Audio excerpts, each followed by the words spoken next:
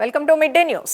ముందుగా డీటెయిల్స్ చూస్తే భోగాపురంలో ఆగస్టు 1వ తేదీన ప్రతిష్టాత్మకంగా ఏర్పాటు చేసిన భోగాపురం ఎయిర్పోర్ట్ నిర్మాణ పనులు శరవేగంగా కొనసాగుతున్నాయి. ఇప్పటికే అధికారులు ఏర్పాట్లలో నిమగ్నమై ఉన్నారు. ముఖ్యంగా ప్రధాని నరేంద్ర మోదీ ముఖ్య అతిథిగా హాజరు కానున్న నేపథ్యంలో ఆయనకు 13,000 మంది గిరిజన బాల బాలికలతో స్వాగతం పలికేందుకు అధికారులు ఇప్పటికే అల్లూరి సీతారామరాజు జిల్లాలో కసరత్తు చేస్తున్నారు. ఎయిర్పోర్ట్ ప్రారంభాన్ని ఒక పండగ వాతావరణంలా తీర్చిదిద్దేందుకు ప్రభుత్వ యంత్రాంగం వారి పనుల్లో సమాయత్తమయ్యారు. మరింత సమాచారం మా అసోసియేట్ ఎడిటర్ వాసు అందిస్తారు. వాసు,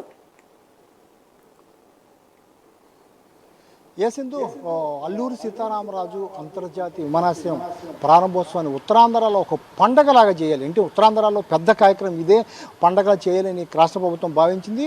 ఈ వారం రోజులు బట్టి కూడా అనేక కార్యక్రమాలు ఇవాళ కూడా చాలా ప్రాంతాల్లో మహిళలకు ముగ్గులు పోటీలు, అంటే అల్లూరి సీతారామరాజు విమానాశ్రయం గురించి మీకు తెలిసిన విషయాలు ఏంటని కంటెస్టులు, సెల్ఫీలు, ఇలాగ అనేక రూపాల్లో ప్రజల్లో మొత్తం కూడా అవగాహన కల్పించేందుకు మొత్తం అనేక ఏర్పాట్లు చేస్తున్నారు. దీనికి సంబంధించి ప్రధానమంత్రి చేతుల మీదుగా ప్రారంభించాలని ఇప్పటికే ఒకసారి వాయిదా కూడా వేయడం జరిగింది.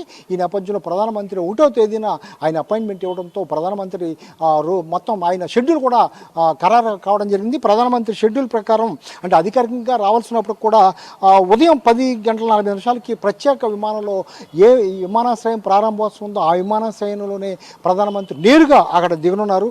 ఉదయం 10:45 నుంచి 50 వరకు కూడా గవర్నర్తో ముఖ్యమంత్రి, మంత్రులు స్వాగతం పలుకుతారు. తర్వాత అక్కడ నుంచి కారులో ప్రయాణించి టెర్మినల్ భవనానికి చేరుకుంటారు. టెర్మినల్ భవనం చేరుకుని దాదాపు అక్కడ వందలాది మంది విద్యార్థులతో ఏర్పాటు చేసిన కూచిపూడి నృత్యం అయితేనే, కళారూపాలు అయితే ఉత్తరాంధ్రాన్ని ప్రతిబింబించే విధంగా అనేక కళారూపాలు, తప్పిడి గుళ్ళు, ఇలాగ అనేక కళలు వందలాది మంది కళాకారులతో ఏర్పాటు చేయడం జరిగింది. అదే కదా దింసా నృత్యం, గిరిజనుల ప్రత్యేకమైన నృత్యం దింసా నృత్యం కూడా భారీ ఎత్తున ఏర్పాటు చేశారు. అవన్నీ కూడా ఆయన తిలకిస్తారు. 11 గంటల నుంచి 11:30 వరకు కూడా అంతర్జాతీయ విమానాశ్రయంలో పనులు లేకపోతే ఏ విధంగా జరిగింది, నిర్మాణం ఏ స్థాయిలో చేశారనేది అన్నీ కూడా పరిశీలిస్తారు. 11:25 టెర్మినల్ భవన్ నుంచి ఓపెన్ టాప్ ద్వారా అక్కడ నుంచి బహిరంగ సభ ఏర్పాటు చేశారు. బహిరంగ సభ ప్రాంతానికి చేరుకుంటారు. ప్రారంభోత్సవం శిలాఫలకం ఆవిష్కరించినంత కూడా బహిరంగ సభలో పాల్గొంటారు.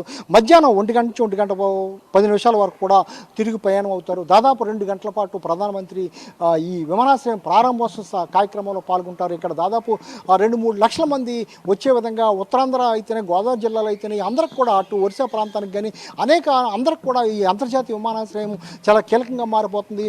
ఈ అంతర్జాతీయ విమానాశ్రయం కల ఉత్తరాంధ్ర మొత్తం ముఖ చిత్రం మారబోతుంది, అభివృద్ధి దిశగా నడవబోతుందని కూడా చెప్పే పరిస్థితి కనిపిస్తుంది. అతి వేగంగా ఈ నిర్మాణాన్ని పూర్తి చేయడం జరిగింది. అనుకున్న దానికన్నీ వాస్తవానికి ఈ ఏడాది డిసెంబర్కి పూర్తవుతుందని చెప్పినప్పుడు కూడా ముందుగానే పూర్తి చేయడం జరిగింది. అంటే ఏదో మొత్తం ఇతరకుండా ఉత్తరాంధ్ర కళలకు కాణాచిగా ఉన్నటువంటి ఉత్తరాంధ్ర ప్రతిబింబించే విధంగా కళారూపాలు కూడా ఏర్పాటు చేయడం జరిగింది. జిఎంఆర్ సంస్థ ఈ జిల్లాకి, శ్రీకాకుళం జిల్లాకి ఉత్తరాంధ్రకు చెందిన కావడం, ఆయన కూడా అనేక దేశాల్లో అనేక ఎయిర్పోర్ట్లు కూడా నిర్మాణం చేయడం జరిగింది. కానీ అన్నిటికంటే ప్రత్యేకంగా ఆయన సొంత ప్రాంతం కాబట్టి ఇక్కడ ప్రత్యేకంగా ఏర్పాటు చేయడం జరిగింది. జిఎంఆర్ సంస్థ ఆ కళారూపాలు ఇచ్చే విధంగా మొత్తం పర్యాటకులకి ఆకర్షించే విధంగా, దేశ విదేశాల నుంచి వచ్చే పర్యాటకులు ఆకర్షించే విధంగా కూడా ఏర్పాటు చేయడింది. అదేవిధంగా కనెక్టివిటీ, బస్సులు ఇక్కడ నుంచి ఉత్తరాంధ్ర వివిధ ప్రాంతాలు, శ్రీకాకుళం, విజయనగరం, విశాఖపట్నం నుంచి కూడా ఆ బస్సులు వెళ్ళే విధంగా కూడా కొన్ని రూట్ల నిర్మాణాలు కూడా చేస్తున్నారు.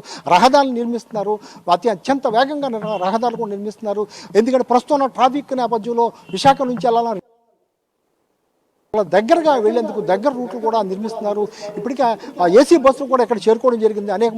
అనేక ఏసీ బస్సులు ఏర్పాటు చేశారు. ప్రయాణికులకు ఎటువంటి ఇబ్బంది లేకుండా కూడా చేస్తున్నారు.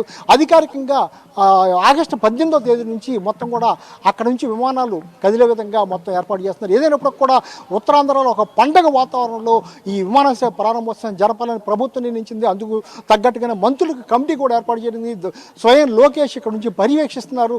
అనేక మంది మంత్రులు ఇక్కడికి వచ్చి పర్యవేక్షిస్తున్నారు. హోంమంత్రి అయితే అందరూ కూడా ఎప్పటికప్పుడు ప్రతిరోజు కూడా ఏదో ఒక యాక్టివిటీ పెట్టాలి విమానాశ్రయం గురించి అని చెప్పడం జరిగింది. ఇవాళ కూడా అనేక ప్రాంతాల్లో జీవీఎంసీ అయితేనే, లేదా మున్సిపాలిటీలు అయితేనే అనేక ప్రాంతాల్లో మహిళలు కూడా పోటీలు కూడా పెట్టడం జరిగింది. ఈ విధంగా మొత్తానికి ఏదేమైనట్టు కూడా ఈ అంతర్జాతీయ విమానాశ్రయాన్ని, అల్లూరి సీతారామరాజు విమానాశ్రయాన్ని అంత గొప్పగా పండగ వాతావరణంలో ప్రారంభించేందుకైతే ఏర్పాట్లు అన్ని సిద్ధం చేస్తున్నారు.